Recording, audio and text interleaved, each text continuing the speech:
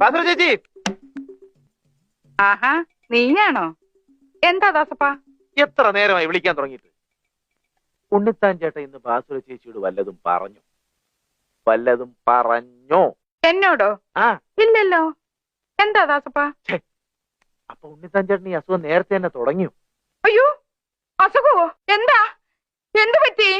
എന്നോടൊന്നും മിണ്ടാതെ ഇറങ്ങിപ്പോയതാണല്ലോ രാവിലെ. ആ അത്രേ ഉള്ളൂ. ഇപ്പോഴും ഒന്നും മിണ്ടുന്നില്ലെന്നേ ഉള്ളൂ, അല്ലാതെ വേറെ ഞാനക്കിടന്നില്ല. മിണ്ടുന്നില്ലേ? ആ എനിക്കൊന്ന് കാണണമല്ലോ. എവിടെയാ? വല്ല ആശുപത്രിയിലാണോ? അല്ല, കക്കൂസില. കക്കൂസിലോ? ആ പേടിക്കാനൊന്നുമില്ല, വന്നേ. ഛോ, എന്തൊക്കെയാ ദാസപ്പ ഈ പറയുന്നത്? ഇന്നലെ രാത്രി മാടമ്പള്ളി വെച്ചൊന്ന് പേടിച്ചതാ. ആ, പേടിയുണ്ടെങ്കിൽ ഒറ്റയ്ക്ക് പോവണ്ട, ഞാനും കൂടെ വരാന്ന് പല പ്രാവശ്യം പറഞ്ഞു. ഇന്നലെ മാടമ്പള്ളി വെച്ച് എന്തോ പറ്റി? എന്നോടൊന്നും പറഞ്ഞില്ലല്ലോ. ഇപ്പൊ എന്താ അസുഖം വെച്ചാ പറ.